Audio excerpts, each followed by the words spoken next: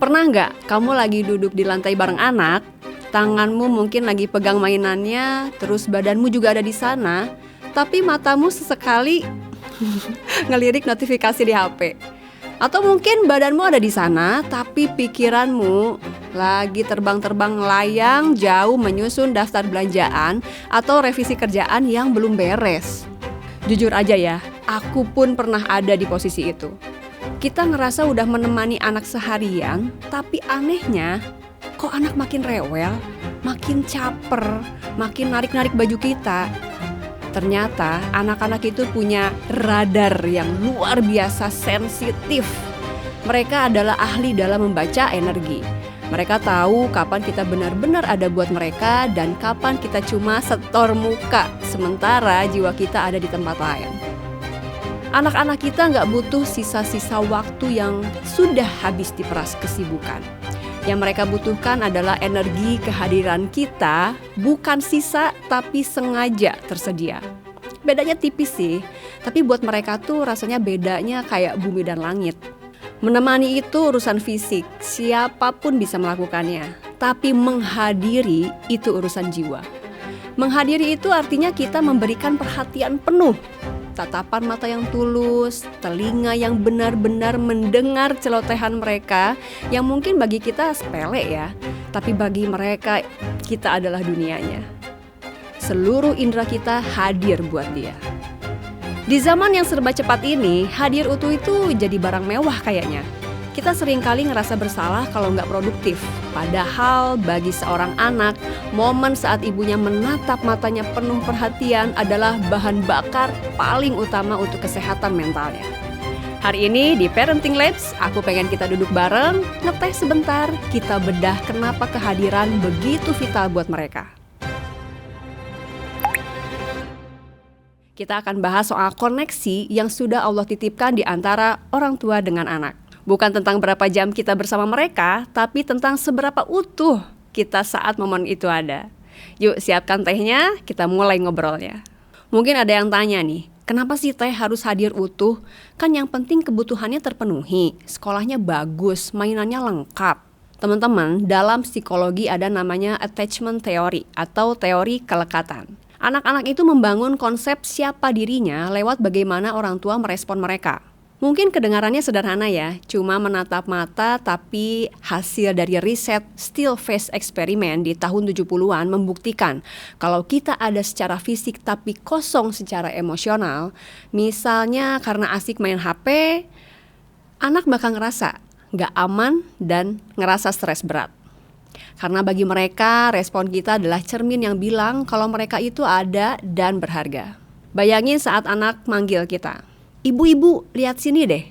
Terus kita cuma jawab, "Iya sayang, ibu lihat." Padahal mata kita ngelihat kemana, anaknya di mana. Di saat itu, pesan yang sampai ke otak anak bukan ibu lagi sibuk, tapi pesannya adalah, "Aduh, aku nggak lebih menarik ya daripada benda di tangan ibu." Inilah awal mula retaknya harga diri seorang anak. Mereka ngerasa nggak cukup berharga untuk mendapatkan perhatian penuh dari orang yang paling mereka cintai. Secara spiritual, Allah itu menitipkan fitrah pada setiap anak. Mereka belum menyadari cermin dalam diri mereka untuk tahu kalau mereka itu berharga dan mereka itu dicintai, mereka itu hebat. Allah mendesain wajah dan mata kita, para orang tua, sebagai cermin pertama bagi jiwa mereka. Saat kita menatap mereka dengan binar bahagia, mereka belajar. Oh, aku adalah sumber kebahagiaannya ibu. Saat kita mendengarkan ceritanya dengan antusias, mereka juga belajar. Wah, suaraku penting ya untuk didengar. Tapi apa yang terjadi kalau cermin itu selalu tertutup oleh gadget atau kesibukan pikiran kita? Jiwa mereka akan merasa haus. Mereka akan terus berulah hanya untuk memastikan, ibu masih lihat aku kan? Kehadiran utuh itu bukan cuma buat sekarang, tapi buat masa depan mereka. Anak yang kenyang akan kehadiran orang tuanya akan tumbuh dengan keamanan emosional. Mereka nggak akan mudah mencari pengakuan dari tempat-tempat yang salah saat menjelang dewasa nanti. Karena apa? Karena tangki cintanya udah penuh di rumah. Mereka sudah tahu nilai dirinya lewat pancaran mata kita setiap hari.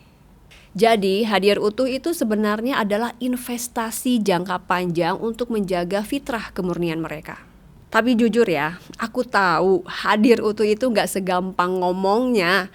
Kadang kita udah niat main bareng anak, tapi baru 5 menit duduk di lantai, tangan kita udah gatel pengen buka handphone. Aduh, kenapa ya? Ternyata seringkali layar handphone itu jadi pintu pelarian kita dari rasa lelah. Menghadapi celotehan anak yang berulang-ulang, mainan yang berantakan, tugas rumah yang gak habis-habis. Itu kan butuh energi mental yang besar banget. Buka media sosial itu memang jauh lebih gampang dan menghibur buat otak kita yang lagi capek. Itulah cara kita kabur sebentar dari realita yang melelahkan. Jadi ini bukan karena kamu ibu yang buruk, tapi karena otakmu memang lagi butuh istirahat. Terus ada lagi nih musuh yang tidak kasat mata. Namanya mental load kalau para ahli bilang ya. Jadi badan kita mungkin lagi main masak-masakan nih sama anak, tapi di kepala kita lagi ada daftar belanjaan, jemuran belum diangkat, cucian belum kering, atau urusan kerjaan yang belum tuntas. Inilah yang bikin kita absen secara jiwa. Pikiran kita terlalu penuh dengan masa depan atau masa lalu sampai kita nggak punya ruang lagi untuk masa kini, yaitu saat momen sekarang bersama si kecil. Nah, saat pikiran kita penuh, respon kita ke anak juga jadi otomatis adanya. Kita cuma bilang, oh iya, bagus-bagus, pinter, tapi mata kita nggak bicara. Dan anak-anak, mereka tahu kalau kita lagi nggak benar-benar nyambung sama mereka. Dan tahu nggak apa yang paling menyedihkan dari kondisi setengah hadir ini? Bukan cuma anak yang rugi loh, tapi kita juga ternyata. Kita jadi ngerasa makin lelah.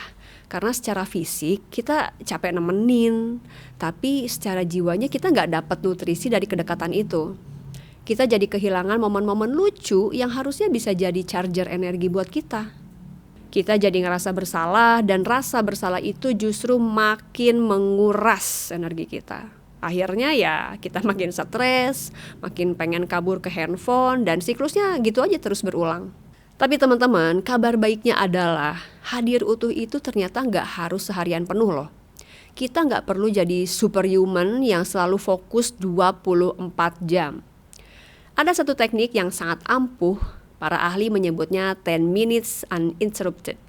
Cukup sisihkan 10-15 menit aja, tapi di waktu itu handphone benar-benar disimpan di luar ruangan jauh dari kita. Pikiran kita cuma dikunci buat si kecil. Di 10 menit ini, biarkan anak yang memimpin mainannya. Ikuti imajinasinya. Kalau dia mau kita jadi kucing, ya kita ikutin jadi kucing. Kalau dia mau susun balok, ayo kita juga ikut mainan balok itu. Fokus kita cuma satu, tatap matanya, dengerin suaranya, dan berikan respon yang tulus. Percaya deh, 10 menit hadir utuh itu jauh lebih mengenyangkan bagi jiwa anak daripada 3 jam bareng tapi sibuk main HP masing-masing. Gimana kalau pikiran kita masih penuh sama kerjaan? Nah, gunakan ritual transisi. Sebelum masuk ke kamar anak atau sebelum mulai main, berhenti sebentar di depan pintu, tarik napas dan katakan dalam hati, urusan tadi aku titipkan dulu ya Allah, sekarang aku mau hadir buat amanahmu.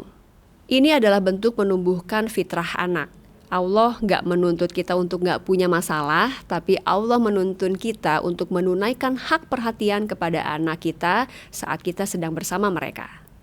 Tutup matamu 5 detik aja, lepaskan beban di pundak, baru masuk ke dunianya mereka.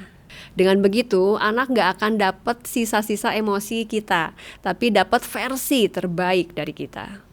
Saat bersama mereka, maksimalkan 2 hal ini, tatapan mata dan sentuhan fisik. Jangan cuma dengerin tapi tatap matanya sampai dia tahu kalau dia adalah pusat perhatianmu. Elus punggungnya, peluk bahunya, atau sekedar pegang tangannya. Karena sentuhan-sentuhan fisik ini akan mengirimkan sinyal keamanan langsung ke otak mereka. Ini adalah cara paling cepat buat ngisi tangki cinta anak yang mungkin mulai kosong karena kesibukan kita seharian. Teman-teman, dalam Islam ada sebuah konsep indah tentang kepulangan. Setiap jiwa manusia itu sejatinya selalu rindu untuk pulang ke tempat yang aman, ke tempat di mana dia diterima apa adanya tanpa syarat. Sebelum anak-anak kita mengenal Allah sebagai tempat pulang yang paling abadi, Allah menitipkan kita, orang tuanya, sebagai bait atau rumah pertama bagi jiwa mereka di dunia ini. Anak-anak gak butuh rumah yang megah atau mainan yang mahal untuk ngerasa pulang. Mereka cuma butuh satu, kehadiran kita yang utuh. Saat kita menatap matanya, saat kita mendengarkan ceritanya, saat kita menghargai batasan tubuhnya, disitulah mereka sedang merasa pulang atau merasa di rumah. Aku tahu mungkin hari ini kamu ngerasa gagal, mungkin tadi kamu sempat membentak, mungkin tadi kamu terlalu asik dengan handphonemu, atau mungkin kamu ngerasa terlalu lelah untuk sekedar senyum doang. Ketahuilah, anakmu gak butuh orang tua yang sempurna. Mereka cuma butuh orang tua yang mau terus belajar untuk tempat pulang ke mereka. Orang tua yang mau meletakkan bebannya sebentar hanya untuk memberikan pelukan hangat yang tulus. Jadilah tempat yang paling aman buat mereka bercerita, jadilah cermin yang memantulkan betapa berharganya mereka di mata Allah. Karena saat mereka merasa aman bersamamu, mereka akan tumbuh menjadi pribadi yang kokoh di dunia yang lagi gak nentu kayak gini. Malam ini sebelum anak-anak terlelap, yuk coba hadir utuh untuk mereka 5 menit aja. Tatap matanya, bisikan betapa kamu mencintainya dan syukuri keindahan yang Allah titipkan lewat kehadirannya. Terima kasih sudah nemenin ngeteh dan cerita hari ini di Parenting Labs. Mari kita sama-sama belajar menjaga amanah ini dengan penuh cinta. Sampai ketemu di Parenting Labs selanjutnya. Dah.